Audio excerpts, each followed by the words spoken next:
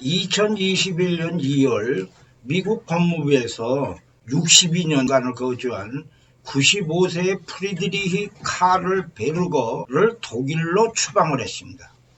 근데 그 62년이라면 어마어마하게 미국에서 사는 사람인데, 이 추방한 요인은 1945년에 독일 나치 수용소에서 경비원으로 복무한 기록이 발견되었기 때문이에요.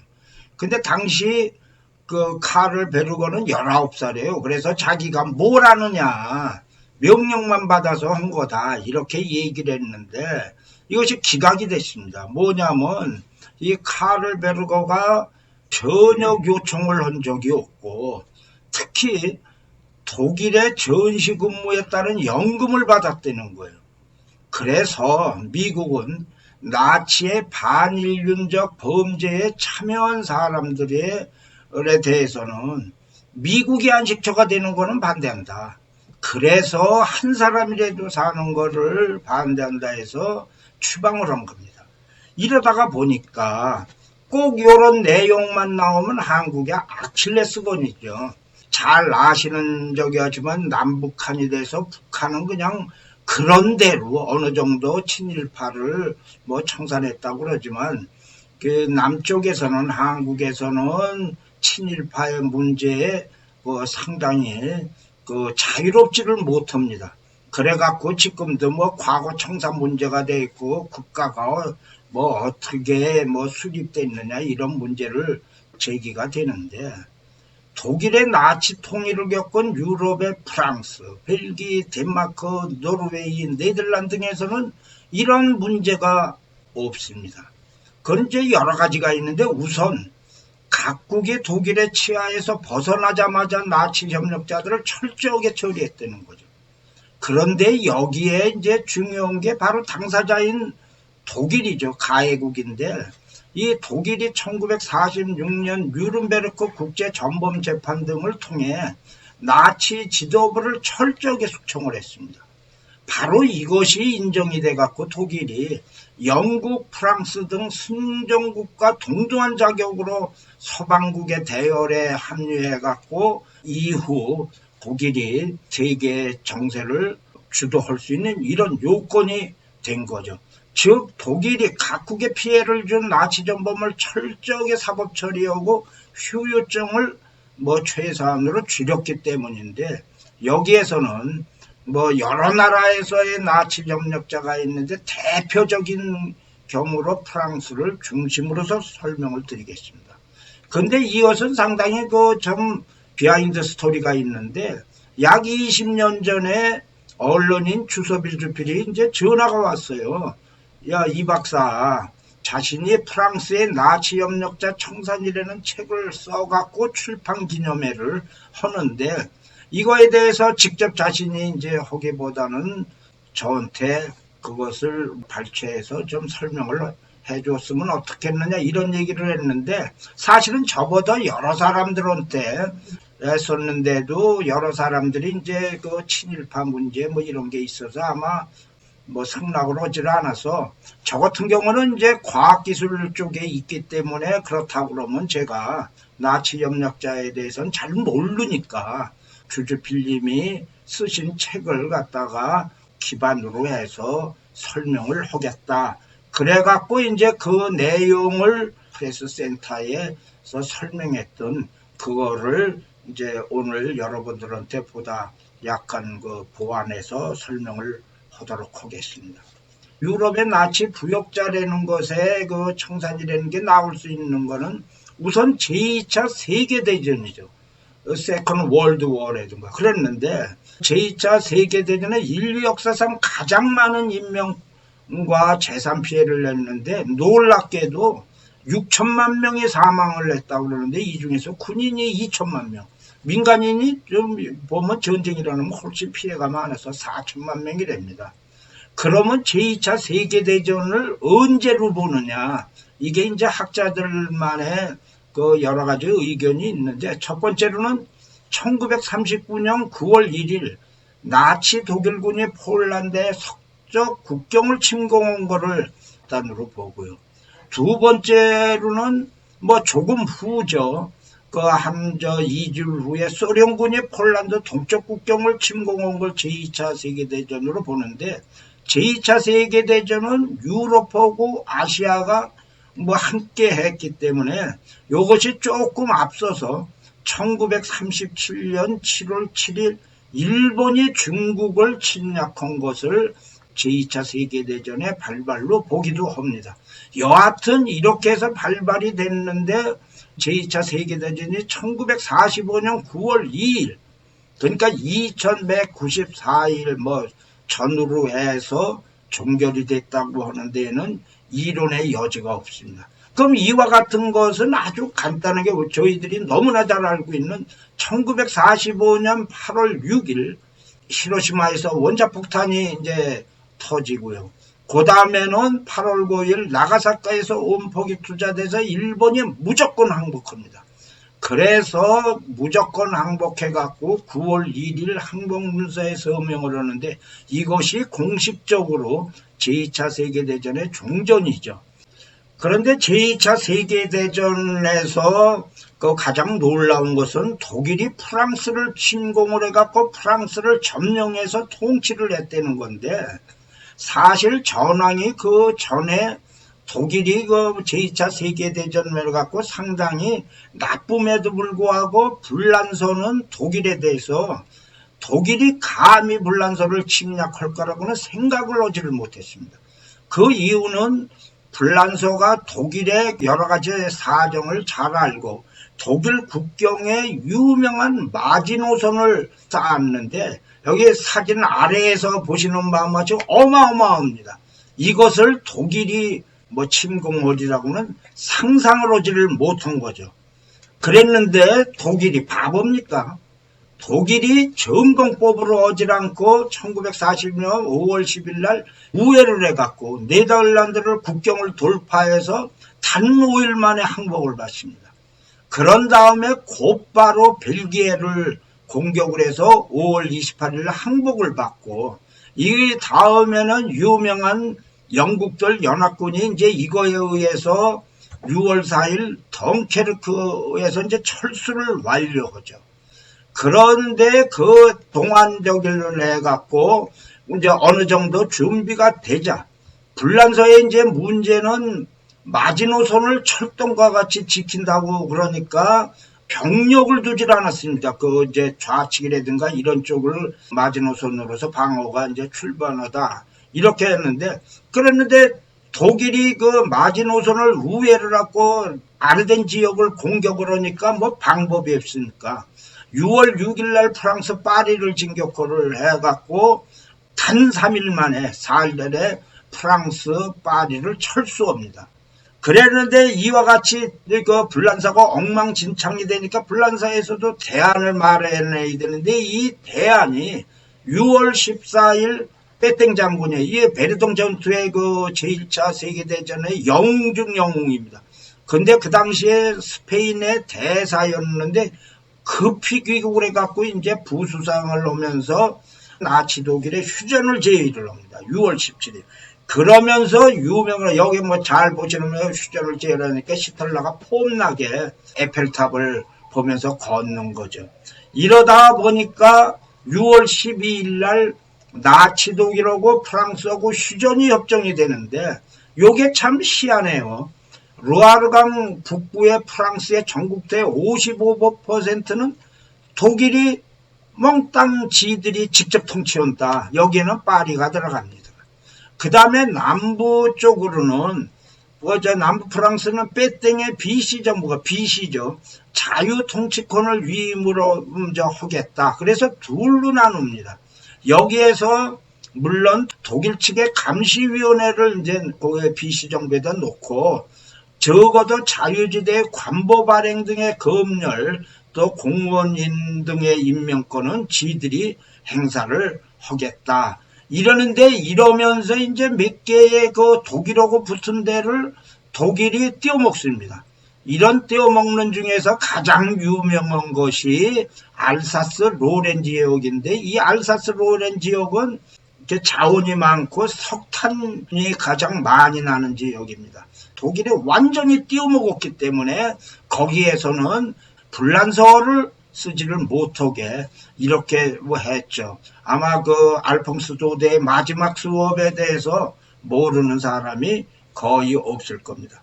그런데 이렇게 해갖고 불란서가 두 쪽으로 나눠서 한쪽은 독일이 뭐 직접 통치하고 나머지는 그 빼땡 장군의 그 비시 정권은 나눠져 있는데, 이때에 드골 장군이 말하자면 독일이 불란서를 침공으로 했을 때에 육군 소장으로 국방 차관으로 했는데, 드골 장군이 총알같이 영국으로 이제 튄 거죠. 튀어갖고 지금 보시는 사진과 마찬가지로 BBC 방송으로 휴전을 반대하고 자기가 주도로 해서 망명정부 자유프랑스를 창설을 한다. 그래갖고 해외에서 나치전과 전면전을 벌이겠다. 이제 이렇게 이제 얘기를 하면서 우선 드골은 뭐라고 그랬느냐면, 빼땡 정부는 나치 독일과 휴전협정을 목표로 수립이 됐기 때문에 정통성이 없다. 왜냐하면 여기에는 불란서의 1793년의 헌법에 의하면 프랑스인은 프랑스 영토 점령한 적과 평화협정을 체결하지 못한다는 이런 아주 또 근거가 있어요.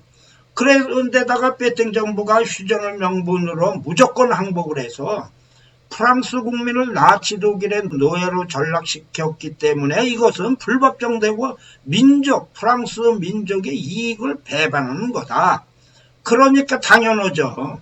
망명정부 자유프랑스 자신이 이끄는 프랑스 정권의 정통성과 합법성을 획득했다. 그러면서 또 강포치를 내립니다. 뭐냐? 빼땡 정부가 나치 독일과 맺은 휴전협정은 무효다. 그래서 이게 이제 뭐냐면 그 이유는 프랑스 국민에게 나치 독일에 반대하여 무기를 들고 투쟁을 금지를 시켰는데 그게 어떻게 불란서 놈이 할 짓이냐. 뭐 이제 드골의 이제 악을 박박 쓰는 얘기입니다. 여하튼 1944년 6월에 독일의 폰 콜티츠 독일 사령관이 항복을 합니다. 자, 이러다가 보니까 그 당시에 좌우간 이렇게 그 파리에 1944년 8월 25일에 개선장국으로 입성을 했는데, 문제는 이 당시에 파리가 해방이 됐지만 불란서가 전체가 해방이 된 건 아니라는 거죠. 이러다가 보니까 문제가 완전히 탄로나를 된 게 아니니까 사실 드골은 임시정부 대통령 자격으로 들어왔는데, 여기에 문제가 일단 해방되지 않은 지역에서의 독일과의 전쟁을 수행을 해야 되고, 그리고 해방된 지역에서 나치 협력자, 부역자들을 철저하게 정리를 해야 된다. 이럴 때에 이제 그 드골 장군의 그 이제 정치력이 나오는데, 이때에 드골 쪽에서 공산주의와 당시에 상당히 많은 그 지식인들이 공산주의인데, 공산주의와 연립 거국 내각에 포함을 시킵니다. 그 이때의 드골의 얘기는 나치 부역자를 처벌하는데 좌우파가 없다. 즉 그러면서 얘기를 때 공산당 프랑스의 합법적인 정치 공간에 합류하는 조건으로 해야 된다. 말하자면 공산당을 비상사태에서 내각에 포함을 시키는데, 그런데 혁명 노선을 포기해야 된다. 그랬더니 공산당이 나치를 처벌하고 뭐 이러는데 좋다. 그래서 공산당이 오케이를 했습니다. 그래갖고 여기서 뭐라고 그랬냐면, 드골이 제일 먼저 한 거는 나치 독일 점령에서 해방되는 이제 지역은 제일 먼저 숙청을 협력자 부역자를 우선과제로 집행을 하겠다. 이랬는데 여기에서 놀라운 거는 드골의 방법론입니다. 이 방법론에서는 42년 11월부터 시행을 했는데, 곧바로 그 나치에 협력한 프랑스의 반역자들, 나치 부역자들을 숙청 요감을 이제 발표를 합니다. 여기가 그 상당히 나름대로 드골 대통령의 이제 기획성을 볼 수 있는데, 반역 범죄자를 우선 정의를 해야죠. 이 정의는 자유를 박탈을 정당화하기 위하여 프랑스의 패배를 악용한 초항주의자들. 뭐 이거 아주 말로 구구절절 옳죠. 그 다음에 프랑스 국민을 악의 길로 인도한 BC 정권의 고위공작들과 추종자들. 그리고 더불어서 뭐 당연한 얘기지만 나치 독일의 승리를 위해 물심양면으로 협력한 프랑스인들은 민족 반역 범죄자다. 이렇게 얘기를 하면서 가장 중요한 요구는 나라를 팔아먹은 민족 반역자에 대한 숙청은 빠르면 빠를수록 좋다는 겁니다. 여기에서 BC 정권의 이제 강요들을 벨주레 장군 굉장히 유명한 사람입니다. 알제리아 대승의 4억 개로 내무부 장관이었던 피에로 피시, 잔 베르제레 프랑데 부하성 장군들 계급들 높고 낮은 걸로 해갖고 프랑스 전국위원회에서 재판에 회비했는데 이때 이제 재판받는 사람들이 이제 항상 얘기를 해요. 자기 신들은 정치적인 속죄양이다. 내가 직접 나서서 하지를 않고 명령해서 했다고 그러는데 이 밑에 사진이 불란서 사람들은 매우 우라통 터지게 만든 겁니다. 뭐냐면 저기에 BC 정권에서 하는데 글쎄 BC 정권이 나치하고 똑같이 불란서 사람들이죠. 허재 경례를 하니 이게 왕왕 하여갖고 비난을 하지 않겠습니다. 그러면서 드골은 뭐라고 그러냐면 나치 협력자의 숙청의 당위성을 얘기를 합니다. 제일 먼저 나치 협력자는 정치적 결정 주로 정치활동과 때로는 군사활동 그리고 행정적인 언론 등등의 변화무쌍한 정도로 프랑스 민족의 굴욕과 타락가 아니라 나치 독일의 박해마저도 미화했는데 이거를 눈뜨고는 볼 수 없다. 그래서 민중의 분노가 폭발하는데 여기에서 가장 중요한 단어가 있습니다. 뭐냐면 나치 부역자 협력자들을 처단해야 되는 이유는 이들의 엄청난 범죄와 악행을 방지하는 것은 국가 전체에 전념하는 흉악한 종양을 그대로 두는 것 같아서 암이죠. 암으로 발전을 해서 그냥 불란서 전체가 죽는다. 그래서 이들이 만든 종양들이 국가를 갖다가 망하게 만드는 전에 척결을 해야 된다는 거예요. 그러면서 이 나치 부역자로 규정된 사람들의 정의를 아주 또다시 좀 했습니다. 자유박탈을 정당화하기 위해서 프랑스 패배를 악용한 토항주의자들. 안 된다 이거예요. 토항하는 사람들. 프랑스 국민을 악의 길로 인도한 BC 정권의 고위관료와 추종자들. 그리고 나치 독일의 승리를 위해서 협력한 프랑스 사람들. 요 세 부류는 가만두면 안 된다는 겁니다. 그래갖고 이제 드골 장군이 나치 부역자들을 청산을 한다. 그러는데 이 방법이 중요한데 당시에 이 드골 장군에도 이렇게 큰 소리만 빵빵을 하려는데 좀 문제점이 있어요. 그게 무슨 소리냐면 드골은 영국에서 총알같이 튀어갖고 자유 프랑스를 해갖고 다른 나라에서 망명정부를 구성해서 싸웠지만 프랑스 국내에서 독일에 강력히 저항한 반나치 장체인 레지스탕스가 있었습니다. 그 레지스탕스하고 그 드골 장군하고 누가 더 그 주도권에 이제 이런 문제인데 미국에서 이때 이제 불란서 이런 정책에서 모두 지지를 한 거는 아닙니다. 왜냐하면 드골하고의 역시 레지스탕스하고의 이 권력 구조들이 어떻게 될지를 모르니까 이 미국 등 연합군에서는 프랑스에서 어떤 소요 상태가 발생하면 거기다가 독일로부터 완전 해방이 아니므로 군사정부를 설치한다. 그러니까 자기들의 말하자면 이런 점령군 정도의 그러한 거를 구성을 할 수가 있다는 거죠. 이건 드골 장군으로 보면 그야말로 악몽이죠. 두 번째로는 미국이 BC 정권을 승인할 가능성도 있다는 거예요. 사실은 이게 수교관계 체결하고 어쩌고 저쩌고 하면 BC 정권의 정통성을 그 다음에 제2차 세계대전에 독일이 쭉 갖고 있었기 때문에 그런다 그러면 망명정부가 아니라 BC 정권이 정통적인 정부를 받는데 뭐 낙동강이야 오리알이죠. 뭐 진짜 이렇게 해갖고 드골의 그 문제점은 뭐냐면 프랑스 내의 반나치 저항단체 레지스탕스를 포섭하여 미국의 군정계획을 무산시키는 게 이게 가장 급선무입니다. 이런 상태에서 했는데 드골이 이 문제를 슬기롭게 푸는 거예요.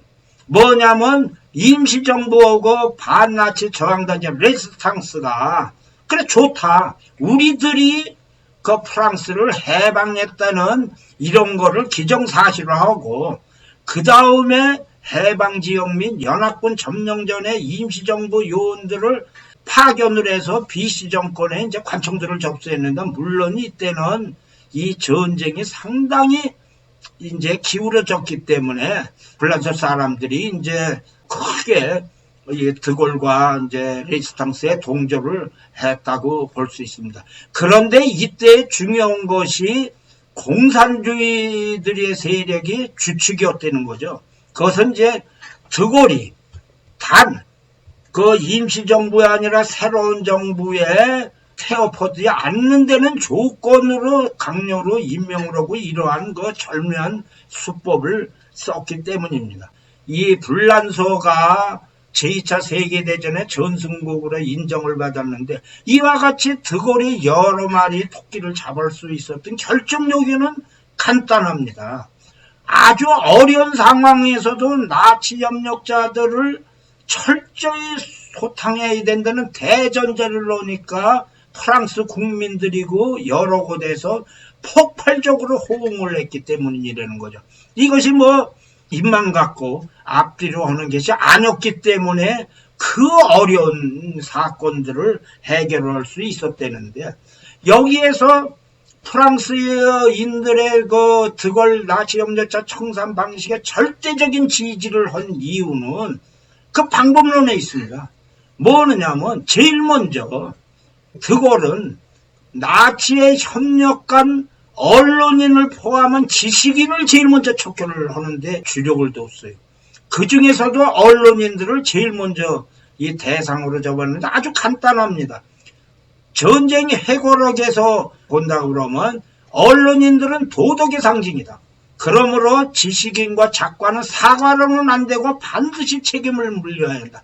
그런데 강조한 얘기가 있습니다. 뭐냐면 보통 사람의 배반보다 지식인의 배반은 수백 배 더 나쁘다. 그러면서 전쟁 해고록에 보면 파리 해방 때서부터 언론 문제를 최우선적으로 처리를 결정을 해갖고 뭐라고 했느냐면 1944년 5월 훈령을 통해서 적이 지배한 지역에서 발행한 신문들은 파리 해방 후 발행할 수 없다. 언론인을 척결하는. 그런데 거기에 뭐 고물이 있죠. 신문사의 재산을 몰수하며 건물과 시설들은 지하의 저항침을 레지스탕스들이 임대해서 쓴다. 이렇게 얘기를 했습니다. 하여튼 언론인의 나치하고 관계된 사람들은 제일 먼저 척결을 하는데 그래갖고 여기에서 이제 여러 가지 있지만 나치 독일의 프랑스 점령 이후 창간된 모든 신문, 잡지 중 소유주가 재판을 받은 경우는 모두 발행금지. 소유주가 실형을 받으면 언론사는 곧바로 폐간. 뭐 문학과 스포츠 물론 이제 문학하고 스포츠 등 정치성이 전혀 없는 전문지는 제외했습니다. 그러다가 보니까 이게 숫자가 좀 솔잖아요. 1945년 말부터 1948년 말까지 538개 언론사가 재판에 해부돼 갖고 115개사가 유죄로 선고돼서 폐쇄되고 64개사가 전 재산 몰수, 51개사가 일부 재산을 몰수하고 그런데 물론 여기에 이제 상황에 따라서 30개사가 언론사는 무죄를 이제 받았다는 겁니다. 여기에서 이제 그 당시에 지금도 그러는데 프랑스 최대 일간지가 르마땡인데 이거는 각 지역 장강체에서 매우 큰 신문입니다. 그런데 그 편집국장 로장이 이제 뭐라고 얘기를 했느냐. 나치 점령 시기에 내가 할 일이 뭐가 있냐. 프랑스 최대 일간지를 발행하기는 위해서는 뭐 감과 쓸개를 다 내놓아야 되는 거 아니냐 이렇게 했는데도 20년 징역형을 받았고 많은 사람들이 이제 민족 반역자로 재판을 받았는데, 그런데 여기에서의 이제 불란서의 특이성이 있습니다. 뭐냐면 유력 신문사 중에서도 지금도 잘 알고 있는 르피가로, 불란서의 랭킹 뭐 1위라고 볼 수 있는 거죠. 라쿠아, 르땅 등 세계 신문은 온전했어요. 그 이유는 독일군이 점령과 함께 파리에서 지방으로 해갖고 아예 정간을 했습니다. 그 유명한 신분이. 그래갖고 민족의 양심을 지켰기 때문에 지금 이와 같이 아주 큰 르피가로면 세계 최고의 신문들로 이렇게 이제 부상을 하고 있는 거죠. 여기에서 이제 드골이 뭐라고 그랬느냐면, 저명한 작가들을 포함한 지식인 예술가들을 수행하는 당위성이 있는데, 예술가가 가장 위대하다고 여기는 것은 선에 대해서 마찬가지로 악에 대해서도 강력한 영향을 미친다고 여겨지기 때문이다. 반대 진영을 선택한 작가들에 대해서는 우리는 그들의 자극적인 웅변술이 어떠한 범죄와 어떠한 벌에 해당된지를 너무나 잘 알고 있다. 즉 전향한 작가 포함한 지식인 예술가들이 자기들이 하는 짓을 잘 알고 한다는 거예요.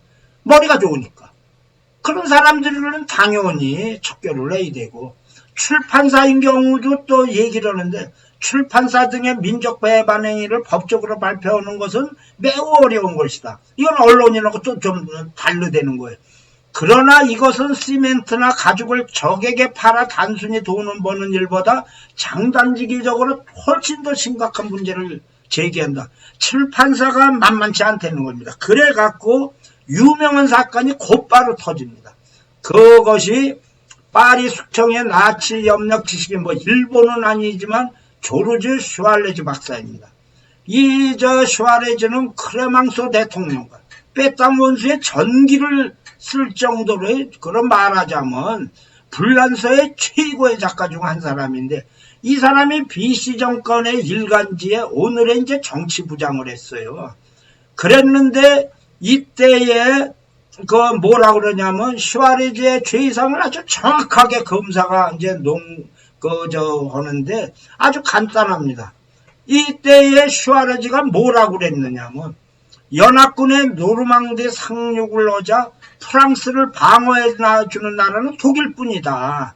그래서 영국과 드골이죠. 불란서의 자유 프랑스가 도발자가 폭격을 감행하면 나치로 하여금 유대인 공산주의자 프랑스 거주 미국인과 영국을 인질로 삼아서 대항하자라고 그랬어요. 사실 우라통 터지는 얘기를 뭐 잘잘 쓴 거죠. 그러니까 변호사가 야, 뭐 나치 독일 점령 기간의 반역 항의는 시간의 선택 문제다. 그런데 이 사람이 보통 사람이냐. 클레망소 대통령 빼땅 원수의 정기를 쓸 그 재주는 이거는 인정을 해줘야 된다. 그래서 이 사람은 살려줘야 된다. 이렇게 했는데 재판부에서 사형을 선고를 하고 전 재산을 몰수를 하고 곧바로 뭐 사형을 집행을 했습니다. 이 사람이 워낙 유명한 사람인데 이때의 이런 내용을 크게 한 사람이 유명한 노벨 문학상 수상자인 그 까면인데, 까면은 레지스탕스를 본격적으로 자기가 직접 주도한 사람입니다. 그런데 노벨상까지 받았죠. 그런데 이 사람이 뭐라고 그랬냐면, 어제의 범죄를 벌하지 않는 것, 그것은 내일의 범죄에 용기를 주는 것 같이 어리석은 짓이다. 공화국 프랑스는 관용으로 건설되지 않는다. 이렇게 얘기하면서 우리가 누가 감히 나치 점령자에게 용서를 할 수 있느냐. 왜냐하면 칼은 칼에 의해서만 이길 수 있고 무기를 잡아야만 승리할 수 있다는 것을 우리가 알고 됐는데 이것을 어떻게 잊어버리게 할 수 있느냐 이거죠. 이것은 내 말은 증오가 아니라 기억을 기초로 하는 정의가 돼야 되기 때문에 나치 부역자들을 강력히 청산을 해야 된다는 겁니다.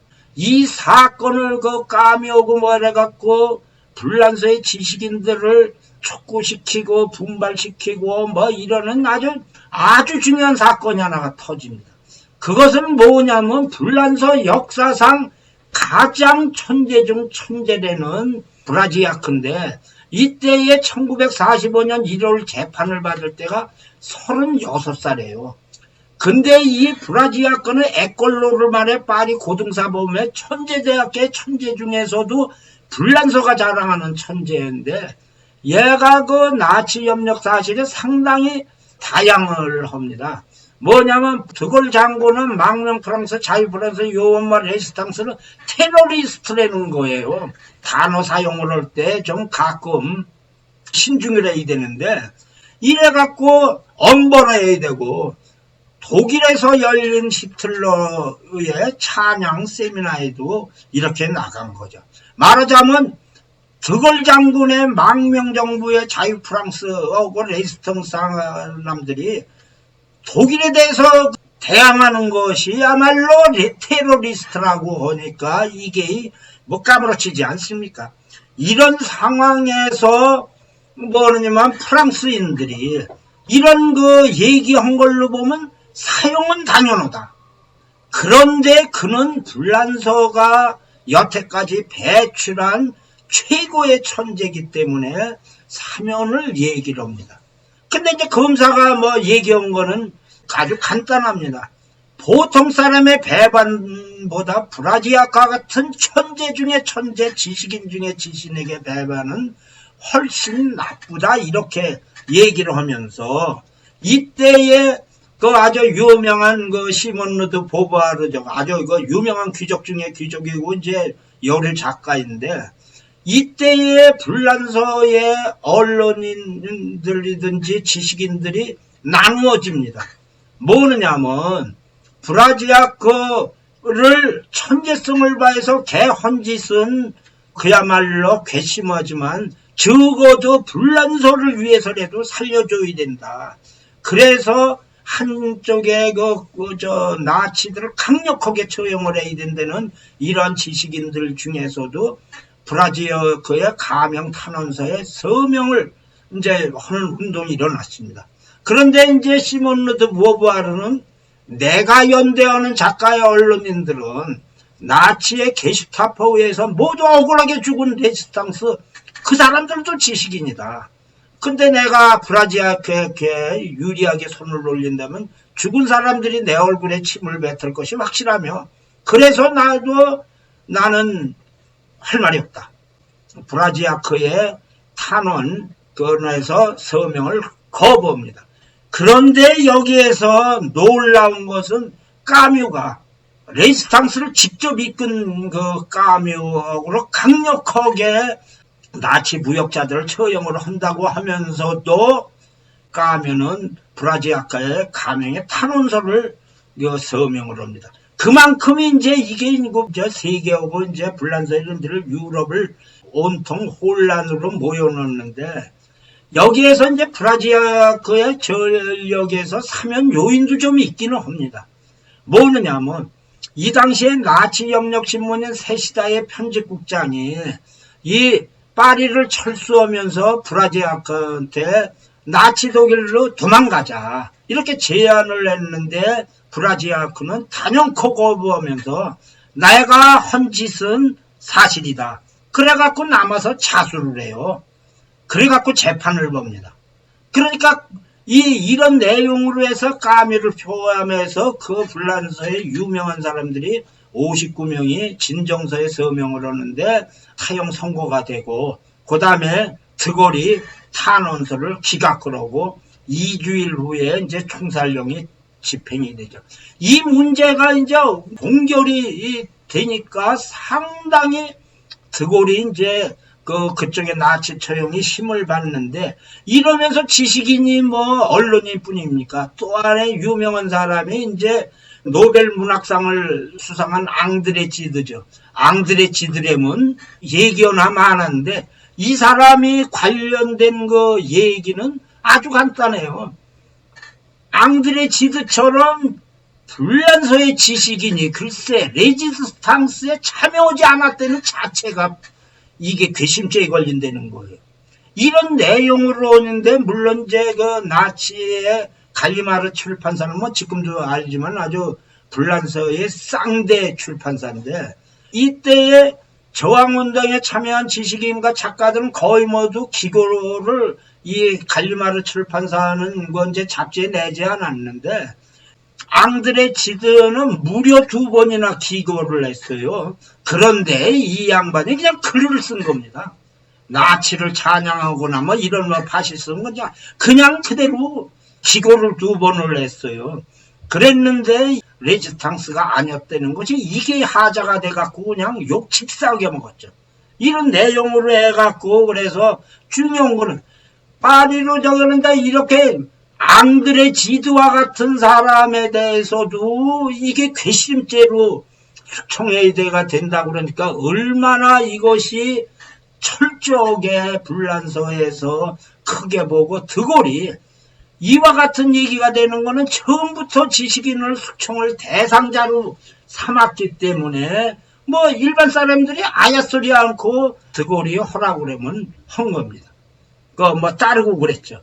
이런데 아주 재미있는 것은 연예계도 정리를 하는데, 그런데 독일이 이제 처음에 불란서를 만만하게 보고서 중요한 게 영화라든가 이런 뭐 언론이라든가 홍보라든가 뭐 이런 것을 이제 장악을 해야 된다고 그래갖고 컨티넨탈 필름으로 해서 나치 독일에 갖고 영화사를 만들어서 이제 영화를 박박 찍었는데, 이때 뭐 당연히 불란서인들 뭐 이런 사람들이 이제 관여를 안 했어요. 그랬더니 독일이 찍은 영화고 이런 게 재미가 없어서, 지금도 독일에 조금 뭐 여러 가지 하는데 불란서 예술성에 이 관련이 뭐 이렇게 뭐 비길만을 합니까? 이러다가 보니까 독일의 손을 반짝 들었습니다. 뭐냐면 영화에 관한 우리들이 관여를 안 한다. 그래서 심지어는 시나리오도 뭐 검열도 거의 없이 불란서 사람들이 영화를 뭐 자체적으로 제작을 하라고 그래서 1943년이라면 독일 그 장학하인데 귀빈을 위하여는 아래에 있는 거는 불란서 영화 사상 최고의 걸작이라고 그렇게까지 이야기가 됩니다. 그래서 이게 연예계를 철저하게 조사를 했는데 다른 분야에 비해서 비교적 가벼운 처벌로 해서 무려 5명이 견책을 받고 1명이 직업활동 금지령을 받았어요. 이렇게 나올 정도고, 이 밑에 있는 낙원의 어린아이들은 1943년, 44년, 45년 불란서의 그 나치 통일화일 때 비시정부가 이제 프랑스에 뭐 이런 거를 왔다 갔다 하는 내용으로 하는데, 1995년 600명의 프랑스 비평가 및 전문가가 사상 최고의 영화라고 이렇게 말할 정도입니다. 말하자면 불란서 사람들이 이것을 전쟁이라든가 이런 거에서도 자기들의 예술성이라든가 뭐 이런 걸 충분히 지킬 수 있었다는 거죠. 여기에 세계적인 여가수로서 에디트 피아프입니다. 이 에디트 피아프가 틈만 나면 독일에 가서 공연을 했어요. 그러니까 그냥 총알같이 최고의 그 샹송 가수 아닙니까? 그래갖고 조사를 했는데 진상을 보니까 얘가 독일에 가서 공연하고 독일적인 선거는 수용소에 포로 수용소에 있는 사람들이 탈출하는데 필요한 여권을 만드는데 자기가 직접 가서 했다는 거예요. 그랬는데 이게 한두 개가 아니라 무려 가짜 여권을 에디트 피아프가 만들어준 게 147개나 된다는 겁니다. 그래갖고 불란서 재판부에서 공식적으로 당신을 이렇게 재판소에 불렀다는 자체가 미안하다. 그래갖고 사죄를 했다는 겁니다. 이와 같은 내용으로 이렇게 쭉 된 다음에 그랬는데 여기서 이제 결정적인 얘기가 나옵니다. 빼땡이 원수죠. 언론인을 뭐 이렇게 오는데 이 빼땡이 원수가 어떻게 처리하느냐는 거예요. 빼땡이 원수는 당시의 비시 정권의 불란서를 대표하는 수반이기도 했습니다. 근데 이 사람이 민족 반역자이느냐 이거죠. 이 빼땡 원수는 제1차 세계대전 때 독일에 승리한 영웅이고 안보담당 부총리고 그랬는데 독일과 타협을 해서 프랑스 지키기에 앞섰는데 불란서 사람들이 지금도 많이 저기 하는 거는 프랑스가 전쟁터로 파괴되지 않고 프리틀러와 휴전 그 당시에 불란서가 가진 게 없거든요. 그래서 숨을 돌릴 시간이 필요해 갖고 여기에서 재무장어들에도 일단은 모두 파괴가 되면 모르냐. 그래갖고 이제 BC 정권의 수반이 됐는데 그래갖고 불란서인들의 빼땡에 대한 존경심이 만만치 않아요. 이게 아주 중요한 얘기가 있는데 영국과 미국의 빼땡 정권 BC 정부는 선전포고를 오질 않았어요. 그러니까 프랑스가 제2차 세계대전으로부터 중립지대로 남아있을 수 있는 이런 얘기가 되고 미국과 영국의 연합군과 전쟁을 하지 않는 절묘한 그 외교를 했고 그 다음에 이제 잘적이랬지만 신속한 독일의 휴전 협정으로 해갖고 프랑스와 국토가 파괴되는 걸 했고 가장 중요한 거는 미국과 외교 관계를 유지를 해갖고 드골의 자유 프랑스군과 민족상제 같은 팀이 싸우는 이런 전투를 하지 않게 만들었다는 거예요. 말하자면 BC 정권의 반쪽이지만 프랑스를 대표하는 국민정부의 국가수반이라 빼땡 장군을 드골 장군이 재판에 건다고 그러니까 상당수의 프랑스인들이 반기를 들었습니다. 그랬는데 드골은 간단합니다. 뭐냐면 1940년 7월 BC 정권의 프랑스 군법회의에서 빼땡이 적전 항명죄와 항명 선동죄 혐의로 사형을 선고를 한 거 있어요. 그러면서 빼땡이 내가 드골에 대해서 상당히 여러 가지 면으로서 아마 그 뒤를 봐주든지 이제 이랬는지 몰라도 내 가슴 속에 이제 독사를다 이런 얘기를 갖다 빼땡이 얘기한 적도 있어요. 그랬는데 드골은 악착같이 독일과 싸우는 항전파로서 이제 빼땡의 죄성이 너무나 크다는 거죠. 뭐냐면 가짜 공부 구성. 나치 독일에 굴욕적으로 한 거. 민주주의, 불란서의 민주주의 헌법 훼손. 그 다음에 아주 중요한 건데 독일 지원령 프랑스 노동자를 독일에 송타했다. 자유 프랑스에 대항하는 반역죄를 하고 뭐 등등으로 해갖고 그러기 때문에 이 빼땡이야말로 괴수 중에 괴수들이라는 겁니다. 자 이제 빼땡이 체포돼갖고 재판을 받는데 빼땡에 대해서 이제 불란서 사람들의 상당수가 옹호를 하고 재판 자체를 반대할 정도였는데 이때 검사 논고가 그야말로 놀랍습니다. 이 검사가 아주 논리적으로 얘기했는데 우선 프랑스에서 15만여 명의 프랑스 인질과 레지스탕스가 나치 독일 대원에서 총살되었다. 만만치 않죠. 15만 명. 75만여 명의 노동자들이 나치 공장에 강제 동원되었으며 11만여 명의 프랑스인들이 레지스탕스 등 정치적인 이유로 나치 집단 수용소에 유배되었고 12만여 명은 인종차별 정책으로 나치 수용소에 이송되었다. 그런데 마지막 말이 아주 놀랍습니다. 바로 이 말.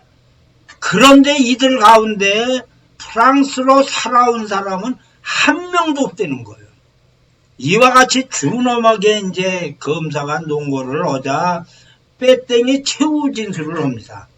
자기는 재판 과정에서 자의적으로 말 안 했다. 이러한 내 태도에 관해 이유를 본인은 이미 국민에게 설명해냈는데 나는 끝까지 갖고 있는 생각은 국민과 함께 프랑스 땅에 영원히 남아 사는 거다. 그래서 나는 프랑스 국민을 보호하고 그들의 고통을 덜어주기 위해 무슨 일이 일어나도 국민을 잊지 않는다. 내가 베르댕을 사수했듯이 제1차 세계대전이죠. 프랑스를 지켰다고 말하고 싶다. 나는 내적에서 자신을 비난하지 않는 것. 평생 내가 하는 행동이 프랑스에 봉사하는 거다. 그렇지만 뭐 여러 가지 사정이죠. 그래서 내가 오는데 마지막 인사를 드린다 그랬는데 이 빼땡의 배심원 표결이 14대 14 뭐로 사형이 선고가 되고 모든 재산이 몰수되는데 나이가 있죠. 만만치 않죠. 그래서 이제 사형에 선고가 됐지만 집행정지를 요청을 했습니다. 그런데 드골 대통령이 그냥 총알같이 판결이 나자마자 무기징역으로 이제 감형을 해요. 물론 1차 세계대전에 뭐 영웅이죠. 그래서 감형을 했는데 여하튼 빼땡 대통령은 석방되지 못하고 5년 8개월 동안 감옥에서 생활을 한 후 이제 이 수감 중에 사망을 합니다. 이와 같은 이제 최고의 관건을 넘자 다음에 있는 사람이 이제 뭐 세계적인 관심을 받죠. 바로 빼땡 BC 정권에서 총리를 한 라발입니다.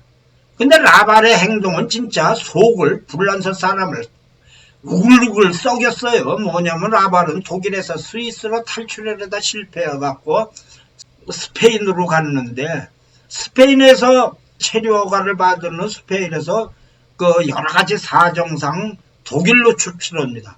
그러니까 독일로 출출하는데 그때는 뭐 미군이 이제 체포해갖고 프랑스에 인계를 했어요. 그랬는데 이게 이 세계대전이 끝나기 전에 이게 아주 불란서 사람들이 우라통 터지는 얘기를 연설을 했습니다. 뭐라고 다음과 같이 얘기했는데 좀 읽어보죠. 나는 독일의 승리를 원한다. 우리가 1938년에 전쟁을 한 것은 잘못된 것이다. 우리는 제1차 세계대전에서 승리한 직후 1818년에도 독일과 화합적 평화를 추구하지 못했다는 점에서 잘못을 범했다. 바로 지금 우리는 그것을 하도록 노력해야 된다.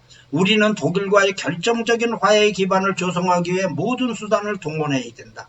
나 개인적으로 나는 25년 혹은 30년마다 우리나라의 젊은이들이 전장에서 죽어나가는 것을 보기를 원하지 않는다. 이는 누구를 위해서이고 누구를 위한 것이냐. 아주 그냥 우라통을 박박 내게 만드는 이런 얘기를 하는데 또 더 약 올리는 얘기를 해요. 뭐냐면 진실이 모두 공개되면 나의 애국심과 용기는 의심할 바가 없다. 뭐 이렇게 얘기했고 자기에서 그냥 앞으로도 오리발 뒤로도 오리발 옆으로도 오리발 하다 보니까 프랑스인들이 이제 겪는데 사형 선고를 이제 받았죠. 그래서 드골이 이제 총알 같이 결제했는데 어떻게 됐는지 하여튼 처형 직전에 독약을 먹고 위독하자 의료진이 치료를 거부합니다. 그러니까 이제 이 라발이 자기가 자살하는 이유는 프랑스 총탄을 맞고 죽고 싶지 않다. 이러자 이런 말하자 더욱 우라통 터지는 의료인들이 그냥 이번에는 곧바로 치료를 해요. 그래갖고 살려요. 그래갖고 사형을 해갖고 생명을 구하자 그냥 곧바로 사형을 집행을 합니다. 그랬더니 이제 사형장에서 뭐 프랑스 만세를 외쳤다고 그러는데 여하튼 빼땡하고 총린 라발의 재판이 종결되자 나머지 사건들은 뭐 그냥 총알같이 무사하게 마무리할 수 있다는 거죠. 이 내용이 이렇게 돼서 아무도 이제 드골의 나치 협력자 숙청에 더 이상 이의를 제기를 하지를 이제 않았는데 여기에서 아주 그 중요한 얘기가 있죠. 드골 정부의 나치 협력자 청사는 간단합니다. 뭐냐면 유명 언론인과 지식인, BC 정권의 고위 관리를 우선 숙청하고 각계의 뿌리박은 나치 협력자 또는 부역자를 이제 숙청하되 여기에서 중요한 거는 그 다음번으로 민족배방 경찰하고 판검사를 대대적으로 숙청을 했다는 겁니다.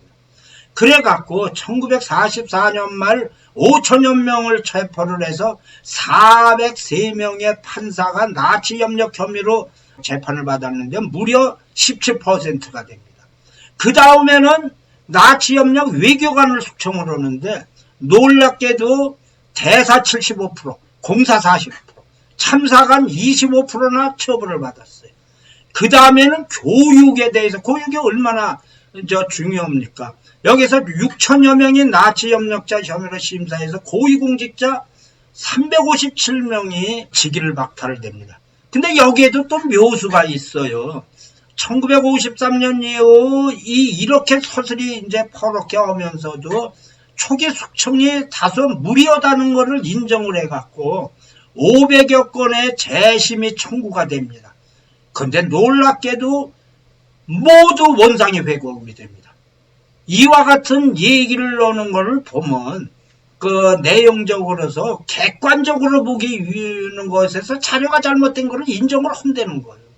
그래갖고 프랑스 임시정부의 공식 발표는 16,113명의 고위공직자가 숙청이 이제 되는 거죠. 이런 다음에 또 중요한 게 있습니다. 군부를 숙청을 하는 거죠.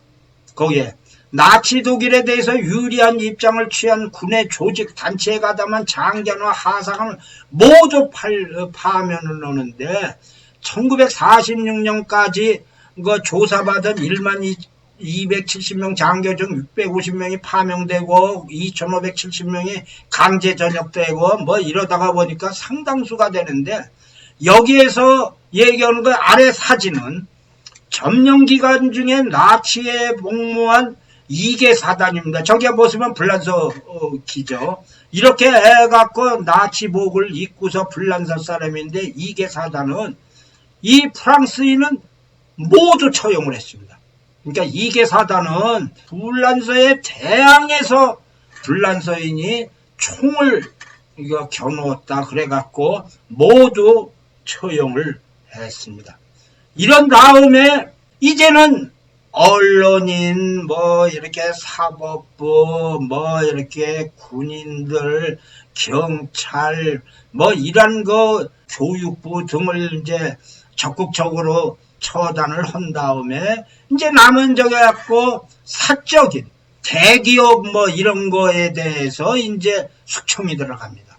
그래 갖고 나치 독일에 적극적으로 협력한 대기업에 대해서 사주에 대해서 재산을 몰수하는데 이게 이제 국유화되는 거죠.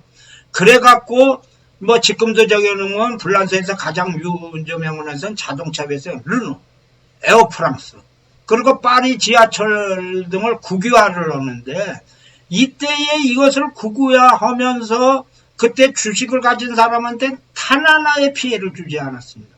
그게 무슨 소리냐면 사주에 대해서만 문제가 있지 주주에 대해서는 모두 시가로 보상을 했습니다. 그러니까 문제점이 없는 거예요. 그런데 이제도 이게 문제가 되는 거냐. 프랑스가 자랑하는 사유재산을 침해해서 드골의 기업 국유화를 이제 방대를 했는데, 드골이 간단하게 얘기를 했습니다. 뭐냐면 세계대전의 폐허에서 사회개혁과 경제복구도 프랑스 국민의 공동력을 지키기 위해서 이거는 긴급조치다. 세계대전 초기에 프랑스가 패전하고 뭐 하는데 난국을 헤쳐나가는 방법에서 국가와 국민 전체의 이익을 먼저 수호해야 된다. 이러지만 그래도 정치, 행정, 언론 등 다른 부분에서 매우 관대했습니다. 그래갖고 기업의 대표를 구속하거나 상당히 이제 시소했고, 대체로 이제 재산 몰수용 등을 이렇게 했는데, 밑에 있는 것이 뭐 그 유명한 르노 자동차죠. 자, 이렇게 해갖고 불란서의 이제 대숙청의 논리는 아주 간단합니다. 철저하게 하면서도 불란서의 숙청 논리가 나치 전체주의의 민족의 혼과 정신을 팔아먹은 민족 반역자는 놀랍게도 프랑스 말을 할 자격이 없는 외국인이나 마찬가지래요. 그래서 사회주의나 공산주의자는 이념이 다르지만 나라를 팔아먹은 매국 역정은 아니다. 단지 국가의 관리와 경영을 달려는 이점의 소유자이기 때문에 함께 불란서를 세워나가고 일으키는데 무슨 문제가 있느냐. 그러니까 프랑스 말을 할 자격이 없는 민족 반역자에 대해서 처단하는 거는 가치오자 뭐 이제 이런 내용으로 워낙 뭐 세게 이제 나갔죠. 이러다가 보는데 처음에 쭉 하다 보니까 뭐가 생기느냐면 그 불란서에 정화 문제가 또 이제 생겨요. 이렇게 제일 저기를 넣는 거는 언론인을 비롯한 지도층만 척결한 걸로는 부족화되는 거예요. 그래서 사회를 정화해야 된다. 이러다가 보니까 뭐냐면 중요 인사가 아니지만 그러지만 부역한 사람들의 국민 자격은 이런 특별법을 해서 부역한 사람들은 책임을 물어야 된다는 거죠. 그러니까 나치 협력 반역행위는 좀 큰 죄로 정식 재판에 회부되지는 않았으나 나치의 협력을 시도하거나 도움을 준 일반의 경미한 사람들은 있으니까 이 사람도 하여튼 어떤 건가나 반성을 시켜야 된다는 겁니다. 거기서 이제 내용은 나치 독일과 공개적으로 협력한 BC 정권의 명령과 지시에 복적한 국민들, 박과 반역죄를 달짓을 수 없는 BC 정권의 지지자들, 어쩌고 저쩌고 해서 나치의 상단부만이 아니라 하층부도 어느 정도 속아내야 된다. 이런 얘기를 해갖고 부역죄라든가 이렇게 해갖고 이제 나름대로의 이 용어의 차이는 있습니다만은 나름대로 형을 선고받은 모든 나치 염적자에게 평가해서 날제리에서 사용된 어쩌고 해서 소급 적용을 해요. 그래갖고 피선거권 및 공직 진출이 이제 무산이 되죠. 공무원, 군변호사, 회계사 어쩌고 저쩌고 좀 센 데에서 그러고 개인기업의 대표이사는 이사로도 참여할 수 없다. 이러다가 보니까 이런 죄는 이중처벌이라는 얘기가 있어서 이제 재산몰수용을 어제 이제 반대하고 어쩌고 저쩌고 하는데 드골의 그 논조는 처음부터 끝까지 똑같습니다. 이들도 조금은 불란서를 팔아먹은 사람이라는 거죠. 그러니까 프랑스 여인이 아니라고 이제 분명히 강조하면서 프랑스는 매국노가 아닌 프랑스인에 의해서 건설을 돼야 된다. 그래갖고 그 강조를 하면서 이 점이 이제 그 다른 나라하고 좀 다른 게 프랑스가 해방된 후 다른 나라와 같이 좌우파가 분리되어 극심한 혼란을 겪지를 않았어요. 여기는. 이 얘기는 나치 협력자 색출과 부역자들에서 해서 그거를 그 힘을 바로 조국 건설에 앞장서게 만들었다는 거죠. 그런데 이것만 갖고 되는 게 아니라 중요한 게 있죠. 이와 같이 부역자들 이런 사람들에 대해서는 철저하게 응징을 해야지만 국가가 애국적인 국민에게는 상을 주고 민족 배반자나 이런 사람의 벌을 줘야 되면서 단결시킬 수 있다고 하면서 이제 보상이죠. 프랑스 점령기간 동안 프랑스를 위해 싸운 레지스탕스 프랑스 국민들로부터 응당의 보상과 응담을 받았는데 여기에서 철저한 조사에 의해서 무려 30만 명이 공식적으로 레지스탕스의 경력자로 인정을 받았는데 이것은 당시 성령남자의 2%나 된답니다. 이것이 레지스탕스라는 이름은 일종의 이제 성스러운 상징이 돼갖고 불란서에서 잘 알려진 적이었지만 모든 문을 여는 열쇠다. 이렇게 돼갖고 레지스탕스로 해갖고 모든 사람이 타진 위에 있는 빵대원에 들어가야 되지만 면적이 워낙 적기 때문에 가장 유명한 사람의 짱 물랭이 이제 들어갑니다. 이렇게 돼갖고 내용적이 할 때 불란서의 나치 처벌은 아주 확실합니다. 나치 부역자, 협력자들은 철저하게 응정하고 그 다음에 레지스탕스 등 불란서를 위해서 싸웠던 사람들은 응분의 보상을 한다는 거죠. 그런데 거기에서 더욱 중요한 것은 프랑스의 나치 협력자 청산이 속전속결이라는 겁니다. 이와 같이 해서 이런 일들을 시간을 끌어갖고 될 게 아니라 대부분 1951년에 종지부를 찍어요. 단 6년 만에 숙청 재판을 종결을 하는데 이제 국민들이 야 그만하자 이제 됐다. 잡을 놈은 잡고 고생을 하면 고생을 하고 이렇게 하니까 사면을 하자. 그래서 사면의 다양성은 뭐냐면 프랑스인들의 톨레랑스, 관대함을 보여주자. 국가의 화해, 점령기간 때문에 벌어진 범죄를 일정한 정치적인 성격 어쩌고 저쩌고 해서 화해 정책을 참고해갖고 1951년 1월에 벌써 사면법이 됩니다. 그래갖고 공민권 박탈 판정을 받았거나 10여 년 이하의 형을 선고받은 사람 모두 사면을 해요. 그리고 동시에 이 법이 이제 강제로 징용되었거나 21세 청소년 뭐 어쩌고 저쩌고 하는데 모두 구제해주고, 그런 다음에 52년 7월에는 국가적인 일치라는 기치로 해서 총체적인 사면을 합니다. 그게 무슨 소리냐? 불란서가 자신이 있다는 거예요. 제4공화국에. 나치를 처단할 거는 처단하고, 그 다음에 거기에서 보상할 거는 보상을 해줘가면서 그와만큼 제4공화국이 이해와 인간성을 보여줄 만큼 충분히 강력하다. 그래서 프랑스의 국민의 당합이 중요하므로 사면해도 된다는 거예요. 아, 이렇게 얘기를 하니 이게 사실은 그걸 뭐 이렇게 하는 정책은 예상을 할 수 없게 반전이 나가는 겁니다. 이러니까 불란소가 딴데고 큰 소리를 해갖고 1953년도 7월에 두 번째 대단한 사면법이 통과를 합니다. 뭐냐면 특별히 심각한 범죄자나 뭐 이런 사람을 제외를 하고는 모두 석방을 합니다. 그래서 1945년을 기산을 해서 8년이라는 짧은 기간 때문에 불란서는 나치 부역자, 협력자를 모든이 해결을 합니다. 처리를 합니다.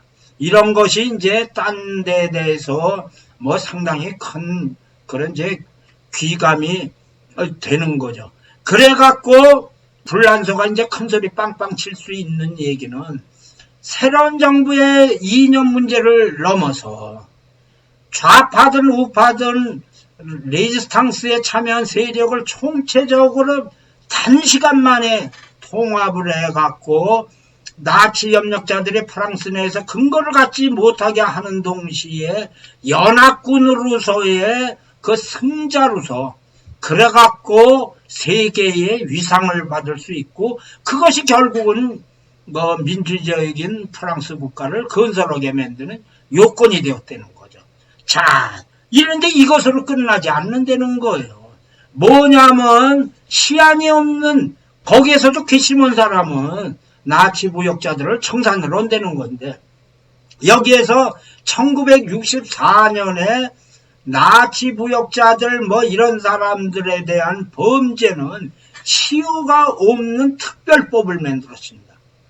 그래서 여기에서 아주 큰 사건이 된 사람이 그 1983년도에 아까 보신 그 빵떼원에 헌액된 짱 물렌을 직접 고문해서 살해한 그 리옹 지역의 나치 게슈타포, 이 사람은 사실은 독일인입니다. 남미 볼리비아에서 체포돼 갖고 재판을 이제 그 불란서에서 받았어요. 그래 갖고 불란서에서 사형에 폐지됐기 때문에 무기징역으로 돼 갖고 감옥에서 사망을 해서 이제 제재를 가했고요. 더욱 유명한 사람이 1998년에 BC 정권에서 보르도 경찰서장을 한 사람이에요. 모리스 방아빠는 BC 정권에서 레지스탕스에 도움을 준 것도 있고, 더구나 드골 장군이 집권했을 때에는 랑드 주지사로 승진했고, 지스카르 데스탱 때는 대통령의 예산장관도 했어요. 아, 그랬는데 이 사람이 그 숨겨진 비밀 문서가 이제 발견이 된 거예요. 그래서 독일로 프랑스 국적 유대인을 추방하는데 날구장창 서명을 했죠. 이러다가 보니까 시효가 이제 배제되는 비연도적인 범죄에 해당하고, 뭐 나이가 많아갖고 뭐 10년 징역형을 받는데 3년 후 건강학계로 이제 석방돼갖고 사망을 했어요. 그 다음에 중요한 거는 나치 부역자들은 철저하게 처리했지만 레지스탕스 등에 대해서는 철저한 보상과 대우를 해줬다는 겁니다. 이와 같은 것을 하니까 지금 상당히 이 문제에 대한 그것이 크게 부각되지 않는 것으로 그렇게 생각합니다. 이상입니다.